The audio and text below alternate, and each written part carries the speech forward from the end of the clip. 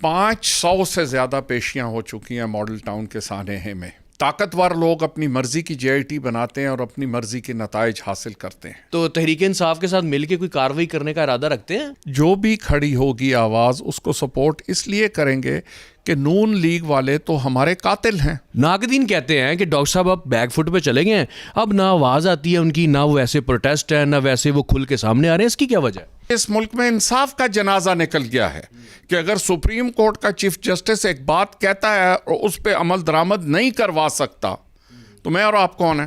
پاکستان عوامی تحریک کے سیکرٹری جنرل خرم نواز گنڈا پور صاحب ہمارے ساتھ موجود ہیں. سر، بڑی خوش آئند بات ہے کہ آپ نے شہداء کی فیملی، انصاف تو نہیں مل سکا مگر آپ ان کو تنہا چھوڑا نہیں. اب ماشاءاللہ سے آپ نے شادی بھی کروا دی اس بچی کی، تنزیلہ امجد کی بیٹی جو ہیں بسمہ. سر، عجیب سی بات یہ ہے کہ سوال کرتے ہوئے عجیب لگ رہا ہے کہ خوشی کی گھڑی میں غمگین سا سوال ہے کہ انصاف نہیں مل سکا. کیا رہ گیا باقی جو کرنا باقی ہے؟ آپ سمجھتے ہیں کہ شاید وہ کر لیں تو انصاف مل جائے شہداء کو؟ اعوذ باللہ من الشیطان الرجیم. سب سے پہلے تو آپ کا شکریہ کہ آپ تشریف لائے اور اس ایونٹ کو بھی کور کیا. دیکھیں، آج بسمہ بیٹی کی جو شادی ہوئی ہے یہ ڈاکٹر طاہر القادری کا ایک وعدہ تھا جو انہوں نے 17 جون کے فوراً بعد کیا تھا کہ آج کے بعد شہداء کے خاندان جو ہیں یہ ہمارے اپنے خاندان ہیں. اور خصوصاً بسمہ اور اس کے بہن بھائیوں کا کہا تھا کہ یہ میرا گھرانہ ہے، اور اگر آپ نے انویٹیشن کارڈ پہ نظر دوڑائی ہو تو invitation card doctor Tahir ul-Qadri کی طرف سے ہے. اور آپ نے دیکھا کہ اس کی بیٹی کی رخصتی بھی طاہر القادری صاحب کے گھر سے ہوئی ہے، اور ان کی وائف نے اور ان کی بیٹی نے خود رخصت کیا ہے. یہ وہ امپورٹنس ہے جو ہم دیتے ہیں شہداء کی فیملیز کو. اب رہا سوال آپ نے جو کیا ہے کہ انصاف کے راستے میں کیا، دیکھیں یہ بدنصیبی ہے ہمارے ملک کی کہ ایک چیز جس کو کروڑوں لوگوں نے اپنی آنکھوں سے دیکھا اور ملٹیپل ٹیلی ویژن چینلز نے خود ریکارڈ کیا، اگر اس کیس کا آج تک انصاف نہیں مل سکا تو کیا آج ہم یہ کہنے کے قابل ہیں کہ پاکستان ایک اسلامی ریاست ہے جس میں انصاف فراہم کیا جاتا ہے؟ یہ ایک بہت بڑا سوال ہے. 500 سے زیادہ پیشیاں ہو چکی ہیں ماڈل ٹاؤن کے سانحے میں. سالہ سال سے سپریم کورٹ اور ہائی کورٹ کے اندر پڑا ہوا ہے کیس. جب بھی جے آئی ٹی بنتی ہے طاقتور لوگ اپنی مرضی کی جے آئی ٹی بناتے ہیں اور اپنی مرضی کے نتائج حاصل کرتے ہیں. یہ شریف خاندان کا طریقہ ہی یہ رہا ہے رائٹ فرام 1985، اور I have been very close to them. میں نے ان کو اندر سے دیکھا ہے اور ان کے معاملات دیکھے ہیں. انہوں نے پہلے کوشش کی کہ پیسوں کے ذریعے سے ان خاندانوں کو خریدا جائے یا منہاج القرآن کو خریدا جائے. جب انہوں نے وہ، اور یہ میں چیلنج کر کے کہہ رہا ہوں، ان کے گھر کے لوگ آئے پیسے آفر کرنے کے لیے. یہ میں اس لیے دہرا رہا ہوں کہ وہ لوگوں کو جن کو علم نہ ہو تو یہ ریکارڈ پہ لانے کے لیے کہ ان کے گھر لوگ آئے and millions of dollars to be paid anywhere in the world. اور الحمدللہ کے وٹنسز زندہ ہیں آج بھی جو بتا سکتے ہیں کہ کون آیا تھا، کیا آفر کیا تھا اس نے.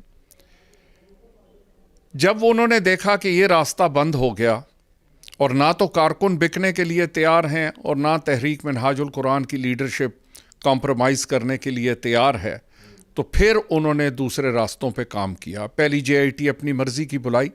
یہ دنیا کی عجیب انویسٹیگیشن تھی جس انویسٹیگیشن میں مقتولین کا کوئی رشتہ دار اور جو 70 کے قریب زخمی ہوئے تھے لوگ، ان میں سے کسی ایک کو نہیں بلایا گیا کہ وہ بھی اپنے سائیڈ آف دا سٹوری بیان کر سکیں. اس کو پاکستان میں انصاف کہا جاتا ہے. اس ٹائم جو لوگ صوبائی وزیر قانون تھے رانا ثناء اللہ صاحب، پھر وزیر اعلیٰ پنجاب تھے شہباز شریف صاحب، اب وہ بڑے بڑے عہدوں پہ ہیں. وہ وزیر داخلہ بن گئے، وزیر اعظم پاکستان بن گئے. آپ کے جو ملزمان تھے وہ اب بھی وہ بڑی طاقت میں ہیں. تو اس صورتحال کے اندر کیسے انصاف مل سکتا ہے؟ آپ جیسی بڑی آواز اور مضبوط آواز جو ڈاکٹر طاہر القادری صاحب کی ہے، مجھے نہیں لگتا کہ پاکستان میں اتنی کوئی شدید آواز ہو سکتی ہے، اتنی مضبوط آواز جس کو پوری دنیا سنتی ہے. کوئی عام بندہ کیسے انصاف لے گا؟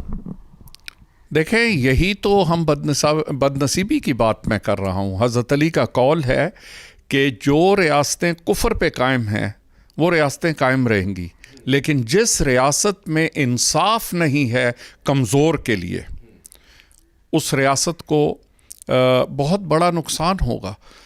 تاجدار کائنات صلی اللہ علیہ وسلم نے خود فرمایا, جب حضرت فاطمہ تو زہرا خاتون جنت کا نام لے کر انہوں نے کہا کہ خدا کی قسم اگر یہ فاطمہ بنت محمد بھی ہوتی تو میں یہی سزا کہتا. اور پھر کہا کہ تم سے پہلے وہ قومیں تباہ ہوئیں جن قوموں میں امیروں کے لیے انصاف کا معیار اور تھا, طاقتوروں کے لیے اور تھا, اور غریبوں اور مسکینوں کے لیے اور تھا. یہ تاجدار کائنات کے الفاظ ہیں, یہ میرے الفاظ نہیں ہیں. آج آپ ہماری ملک پاکستان میں بھی یہ دیکھتے ہیں کہ ملک پاکستان میں کیا ہو رہا ہے. کئی بے گناہ مارے جاتے ہیں. کوئٹہ میں چوک پہ سپاہی کو مار دیا گیا, اور جب وہ وزیر موصوف جیل سے نکلے تو ہاروں سے ان کا استقبال کیا گیا. یہ ایک خصوصی کیریکٹر ہے جو ڈیولپ ہو گیا ہے اس نیشن میں, کہ یہ پاورفل کے ظلم کو ظلم نہیں سمجھتی. اور یہاں لوگ قیامت کو بھول گئے ہیں. یہ بھول گئے ہیں کہ خداوند تعالیٰ کے پاس حساب دینا ہے. خداوند تعالیٰ خود فرماتا ہے کہ روز قیامت سب سے پہلا فیصلہ اور انصاف جو ہوگا ناحق خون کا ہوگا. اچھا گنڈا صاحب, مجھے یہ بھی بتائیے گا کہ اب ریسنٹلی ایک واقعہ ہوا 25 مئی کو, تحریک انصاف والوں کی بھی خوب ٹکائی کی انہوں نے, اور آپ کا واقعہ جو ہے وہ تو تاریخ یاد رکھے گی, جو ظلم و بربریت یہاں پہ ماڈل ٹاؤن میں ہوئی ہے. تو آنے والے وقت میں آپ کیا یہ جو سیاست ہے اس میں اپنا رول پلے کر رہے ہیں؟ ڈاکٹر صاحب نے تو ان کو کزن کہہ دیا تھا ساروں کو آپس میں, تو تحریک انصاف کے ساتھ مل کے کوئی کارروائی کرنے کا ارادہ رکھتے ہیں, یا مل کے سیاست؟ دیکھیں, مل کے سیاست وہاں ہوتی ہے جہاں مل کے مشاورت ہو. تحریک انصاف کے کسی فیصلے میں ہمارے ساتھ مشاورت نہیں ہوئی. ان کو ہم نے الیکٹورلی سپورٹ کیا, اور الیکٹورلی اس لیے سپورٹ کیا کہ ہم نون لیگ کے خلاف جو بھی کھڑی ہوگی آواز اس کو سپورٹ اس لیے کریں گے کہ نون لیگ والے تو ہمارے قاتل ہیں. تو قاتل کے ساتھ کھڑے ہونے کے دو مطلب ہیں, یا آپ کمپرومائزڈ ہیں یا آپ اتنے کمزور ہیں ایمان میں کہ آپ وہ کمپرومائز کرنے کے لیے تیار ہیں. تو میں تو سمجھتا ہوں الحمدللہ تعالیٰ ایمان کے ہم اس درجے پہ کھڑے ہیں کہ ہم مر جائیں گے ماڈل ٹاؤن کے شہداء کے لیے. انصاف اگر لے سکے اس جہان میں ضرور لیں گے. عدالتوں میں جا رہے ہیں, کروڑوں روپے وکیلوں پہ خرچ ہو رہے ہیں, ہر پیشی پہ ہم جاتے ہیں, شد و مد سے گواہان پیش ہوتے ہیں. جے آئی ٹی میں ہم گئے, جو آخری جے آئی ٹی بنی تھی سپریم کورٹ میں جا کے, اس میں ہم نے گواہان پیش کیے. ہم نے ایسا ایویڈنس دیا ہے جو ارریفیوٹیبل ایویڈنس ہے. یہ بھی میں آپ کے تھرو ریکارڈ پہ لانا چاہتا ہوں. ارریفیوٹیبل ایویڈنس ہم نے جے آئی ٹی کو دیا, اور اسی وجہ سے آج تک وہ اسٹے آرڈر ہو کر ہائی کورٹ لاہور میں لاہور ہائی کورٹ نے ایک بینچ بنایا ہے, 7 رکنی بینچ بنایا ہے. انفارچونیٹلی ہوتا ہی ہے, ججز کی شدید شارٹیج ہے, وہ 7 ممبر بینچ ہی پورا نہیں ہوتا, تو کارروائی آگے چلتی ہی نہیں ہے. کروڑوں روپے آپ نے فیسیں دے دیں, اور آپ نے صرف کاپیاں جو بنا کے کیس کی دی, میرے حال میں وہ بھی میں نے سننے میں آیا لاکھوں روپے کی تو کاپیاں بنا دیں. جوتے آپ کے وکھرے گھس گئے. ڈاکٹر صاحب جو ہیں وہ اپنی اتنی انہوں نے آواز بلند کی. ناقدین کہتے ہیں کہ ڈاکٹر صاحب آپ بیک فٹ پہ چلے گئے ہیں, اب نہ آواز آتی ہے ان کی, نہ وہ ایسے پروٹیسٹ ہے, نہ ویسے وہ کھل کے سامنے آ رہے ہیں. اس کی کیا وجہ ہے؟ نہیں, اس کی کوئی وجہ نہیں ہے. دیکھیں, یہ بات یاد رکھیں کہ اصل میں لوگ سیریل ہی نہیں دیکھتے. جب ہم ثاقب نثار صاحب کے سامنے پیش ہوئے, ڈاکٹر صاحب خود پیش ہوئے, ثاقب نثار صاحب نے کہا کہ کیا اب جب سپریم کورٹ نے یہ معاملہ اپنے کورٹ میں لے لیا ہے اور میں نے سو موٹو لے لیا ہے, تو احتجاج کی کوئی گنجائش رہتی ہے؟ اب جب چیف جسٹس پاکستان کا یہ کہے کہ یہ اب معاملہ میرے سپرد ہے اور سپریم کورٹ کے سپرد ہے, اور یہ الفاظ ہیں آن ریکارڈ, یہ الفاظ ہیں, انہوں نے بسما بیٹی کو کہا, چونکہ آج نام بسما کا ہی بات ہو رہی ہے, کہ بیٹے آپ اپنی پڑھائی کریں, انصاف دینا سپریم کورٹ آف پاکستان کا کام ہے. یہ چیف جسٹس آف پاکستان کے الفاظ ہیں. دیکھیں یہاں میں ایک بڑی عجیب جیسی مثال دوں گا. 1,000 روپے کا نوٹ ہے تو ایک ٹکڑا ہے کاغذ کا. اسٹیٹ بینک کے گورنر کا دستخط ہو جاتا ہے تو یہ 1,000 روپے بن جاتا ہے. تو جب سپریم کورٹ کا چیف جسٹس ایک ملک کا کہے کہ میرے ذمے ہو گئی یہ بات, اور کیا اس کے بعد احتجاج کی گنجائش ہے, تو ڈاکٹر صاحب نے لامحالہ کہنا تھا کہ نہیں اس کے بعد تو احتجاج نہیں بنتا سڑکوں پر. تو ہم نے تو اس بات کا پاس رکھا ہوا ہے کہ ہم سڑک پہ احتجاج نہیں کرتے, کہ جب chief justice of supreme court نے ایک پرومس کر دی, ایک کمٹمنٹ دے دی, تو میں یہ سمجھتا ہوں اس میں تو یہ میں کہوں گا کہ اصل میں اس ملک میں انصاف کا جنازہ نکل گیا ہے کہ اگر سپریم کورٹ کا چیف جسٹس ایک بات کہتا ہے اور اس پہ عمل درآمد نہیں کروا سکتا تو میں اور آپ کون ہیں. آخر میں میرا کویشچن یہ ہے کہ مجھے بتائیں کہ پاکستان عوامی تحریک جو ہے وہ الیکشن میں ان ہو رہی ہے, جو جنرل الیکشن آنے والے ہیں؟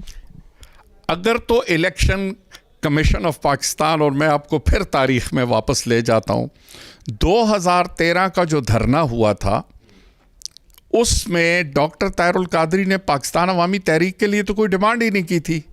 Electoral reforms and the constitution of the election commission of Pakistan. تو اگر الیکٹورل ریفارمز ہی نہیں ہوئے, یہاں آپ نے الیکشنیں دیکھی, میں نام نہیں لوں گا, کروڑ ہار روپے کے بینرز صرف لگے ہوتے ہیں. الیکشن کمیشن کا مذاق ہے, تماشا ہے الیکشن کمیشن کا کہ الیکشن کمیشن آف پاکستان کہتی ہے کہ آپ 15 لاکھ روپے خرچ کریں گے اور کروڑ روپے کے بینر لگے ہوئے ہیں. They do not take notice. دعائے قنوت پڑھا کے انہوں نے سرٹیفکیٹ دے دیا کہ آپ صادق اور امین ہیں.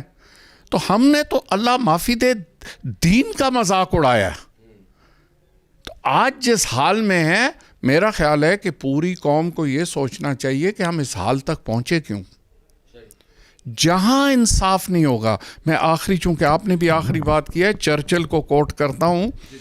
سیکنڈ ورلڈ وار میں چرچل سے پوچھا گیا کہ کیا برطانیہ جنگ جیتے گا, تو چرچل نے جواب میں کہا کہ کیا برطانیہ میں عدالتیں انصاف دے رہی ہیں.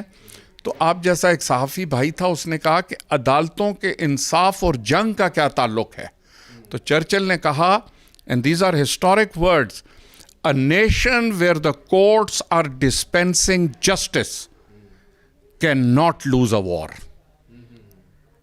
اس تناظر میں آپ پاکستان کا آج کا سینیریو دیکھ لیجئے, جو عدالتوں میں ہو رہا ہے وہ دیکھ لیجئے, جو پولیس ہماری کر رہی ہے وہ دیکھ لیجئے, میرٹ کا جو حال ہے ہمارے ملک میں اس کو دیکھ لیجئے, اور ایسی چیزیں ہزاروں چیزیں ہیں, سفارشیں, بھرتیاں جس طریقے سے ہو رہی ہیں.